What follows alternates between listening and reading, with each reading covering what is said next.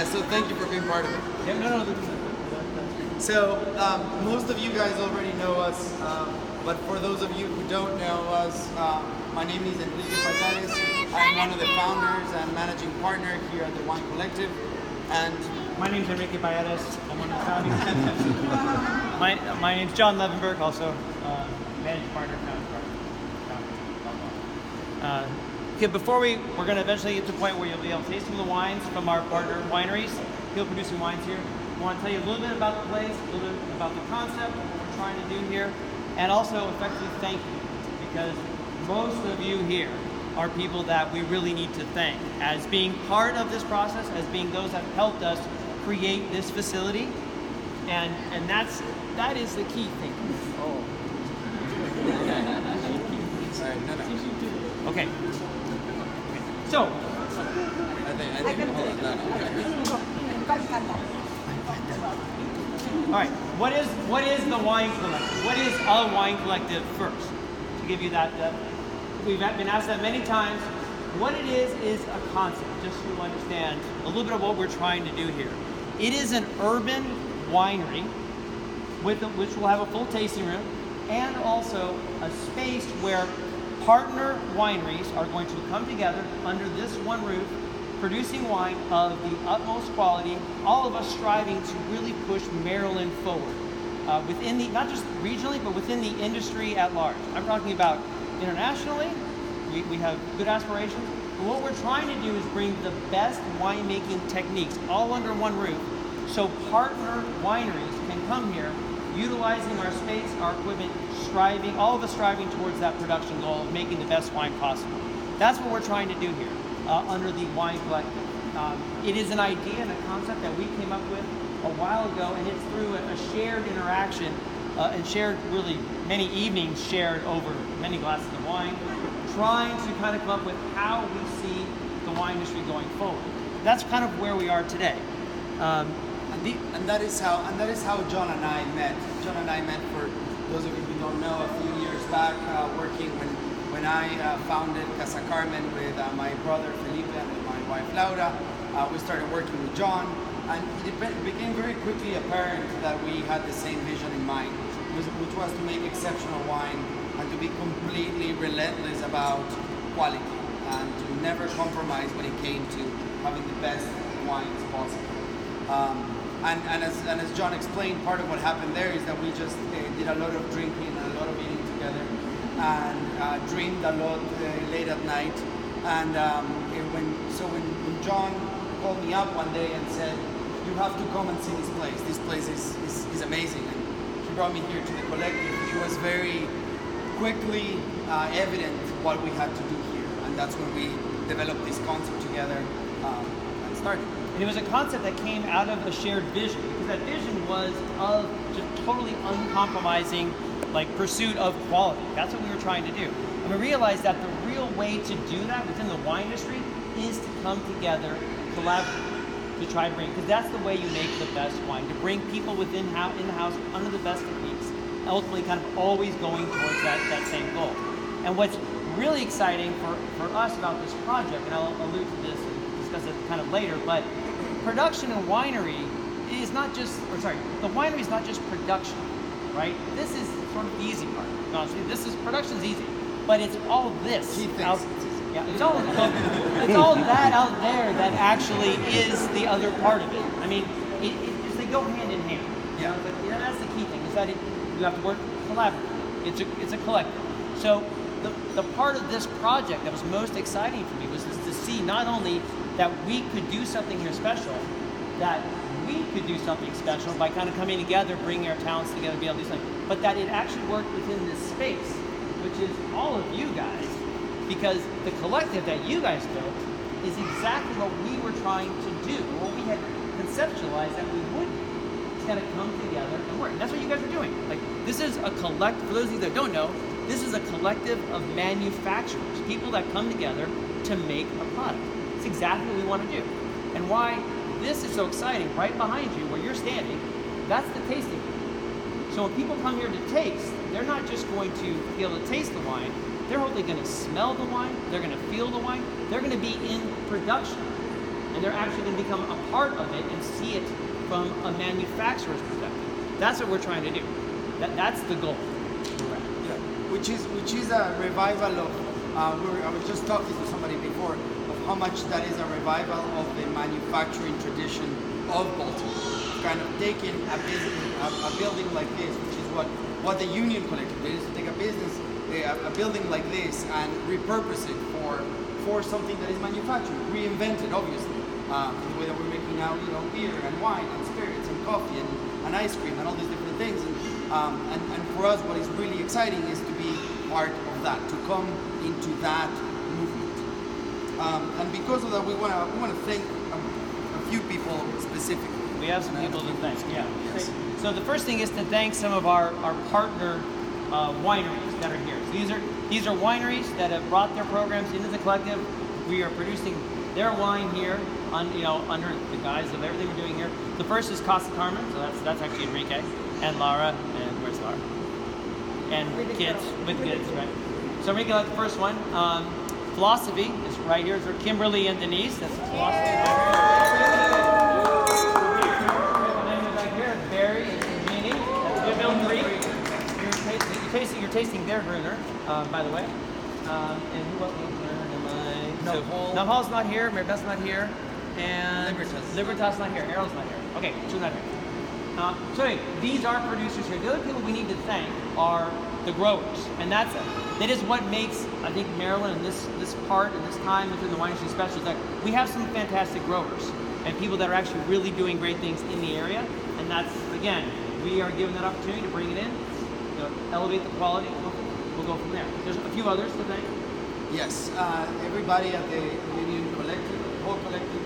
So obviously, Union Brewing, Well Crafted Pizza, Vent Coffee Roasters, Baltimore Spirits Company, Earth Treks, the Charmery, all of the businesses that are here together, working and making these happen every day. Especially, it has literally been so nice. I cannot tell you how nice all of you guys have been. Just the whole group has been fantastic. I have bothered so many people so many times, all the time. Morgan actually suggested I had a sign-out sheet one time. So just want a sign-out sheet, just so you don't have to come bother us anymore, asking questions. It was every day. I was in Max and Eli. Where's Eli? I was with them every day as well. Every day asking for things. So often. And let me just tell you one other story. There's a refrigeration machine, a glycol machine in the back there. That's enormous. It's enormous. Yeah, I ordered a 12.5 horsepower glycol machine, which is not much bigger than 4 barrels. It's relatively small. But I ordered it with a 400-gallon reservoir so that when this whole facility is completed, this is half of it. When the whole facility is completed, it can handle all those tanks. Well, this thing it was enormous. So I went and I got it off the truck, and as I am pulling it off the truck, Enrique is screaming at me because the forklift is on 2 wheels, and I'm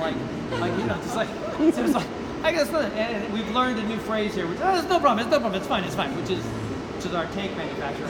But the person that really deserves some real props, Eli, because not only did I borrow things from these guys constantly, Eli's the guy that just happens to show up randomly, coincidentally, on a forklift over there, just ready to help out, and Eli. Fantastic, my So we named the glycol machine Eli. We have named it after Eli. You are all welcome to go back and take a look.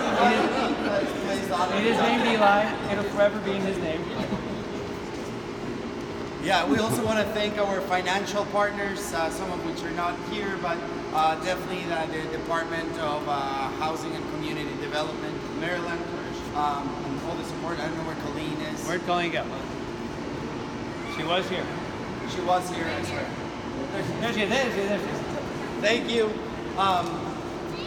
Who else? We have to say our architects and... Oh yes, architects, yes, because that's me. Because Dave, I have been a royal you-know-what and his you-know-what, but because calling him constantly, and we had so many things happen through the course of this process. I felt so good when we started about where we were, and there's Megan and Phil. It was constant changes, constant last-minute things, and these guys were amazing.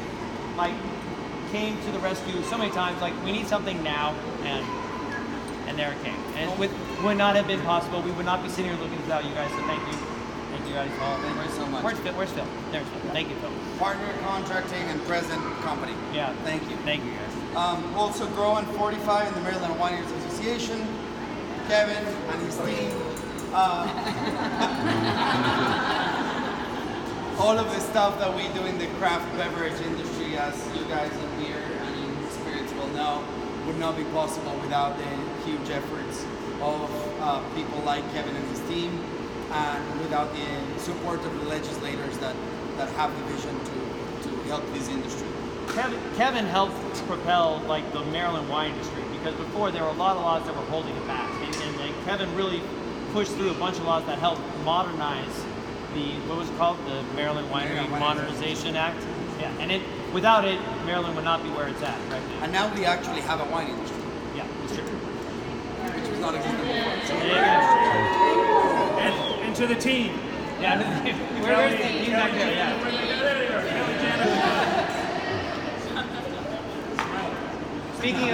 Speaking of team, that was a very nice segue. Thank you.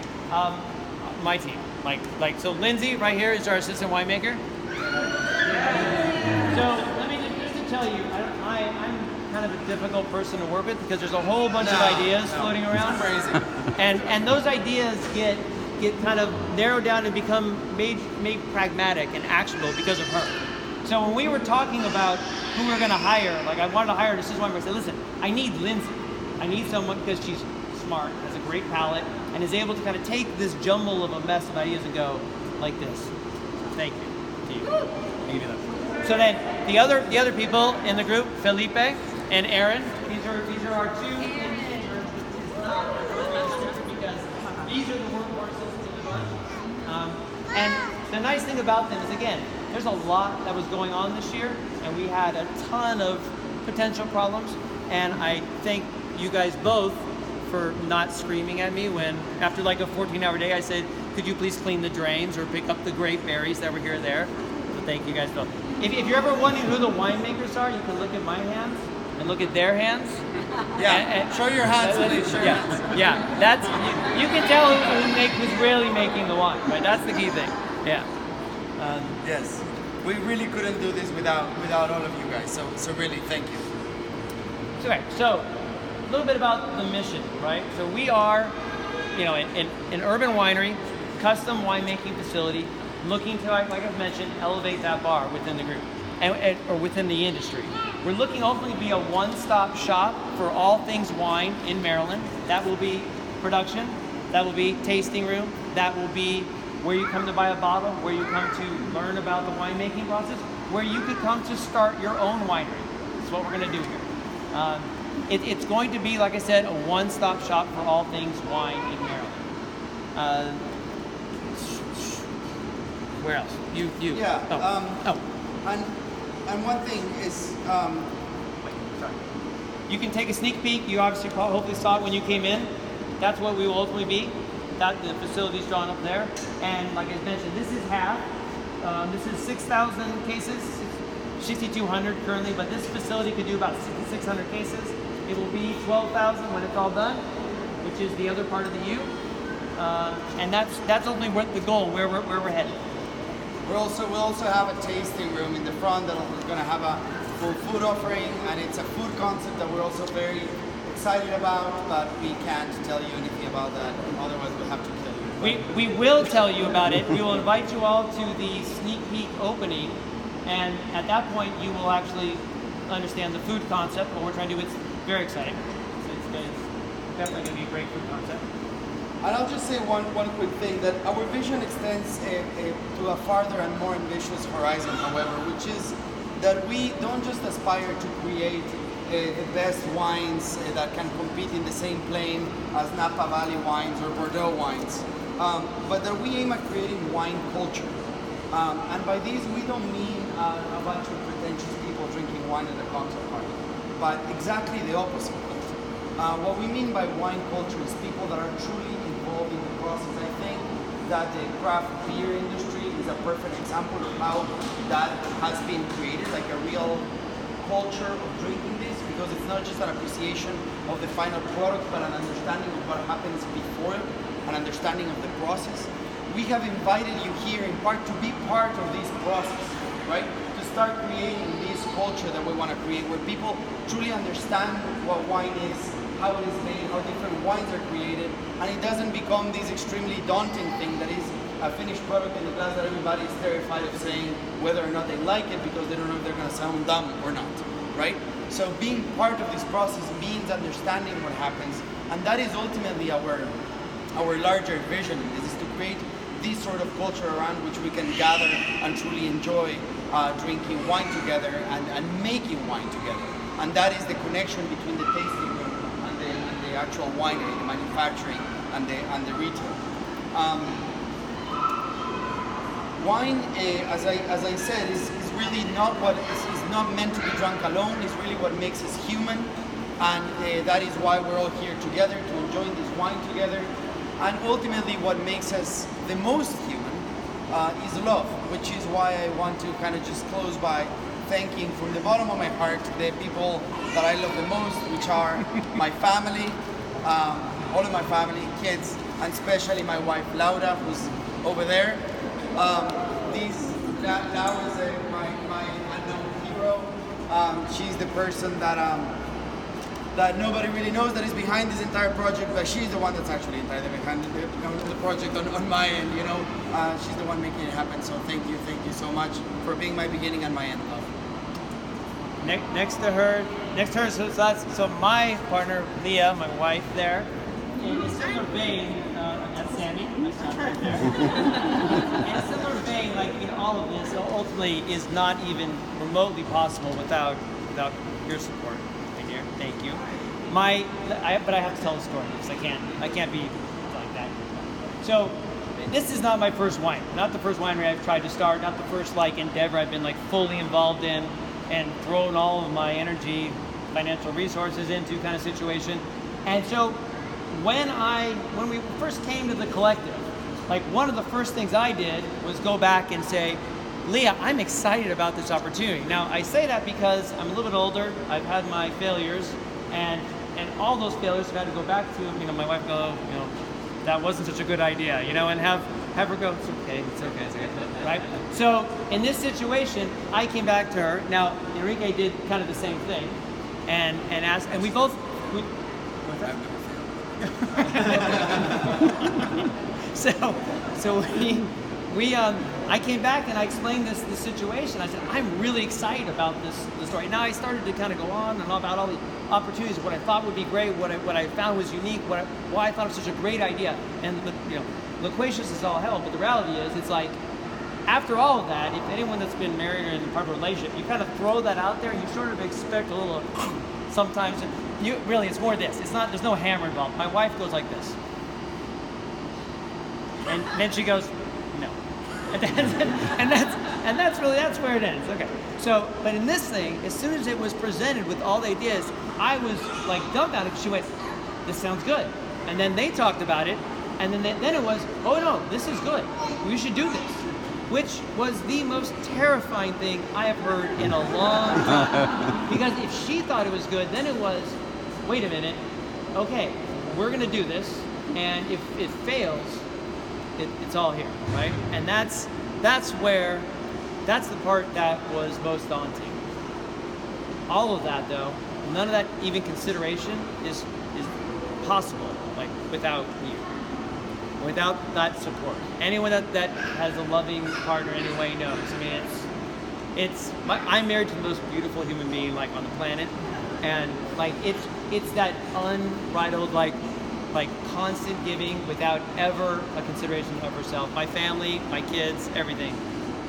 It's all you. So let's raise our glass, guys. Thank you so much. Thank you, guys. For Thank coming. you, all of Thank you. you for being here. Again, this would not be possible without you. So salute to the wine, to the broader wine community. Cheers, fellas. Cheers. Oh, wait a minute, I forgot something. Wait, I forgot something. Wait, stop. Stop. You gotta pull those chairs back. I forgot something.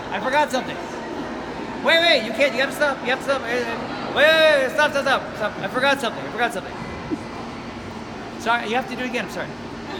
So, like I said, I've been part of many wineries, right? And one of the things I want to tell you about is in this process of learning about all these wineries, I started a few and I realized it's not just production, right? But what is incredibly important about starting the winery is sort of everything else that goes along with it. Like I said, easy part, difficult part. I think the opposite way, but yes. I could not have done any of this.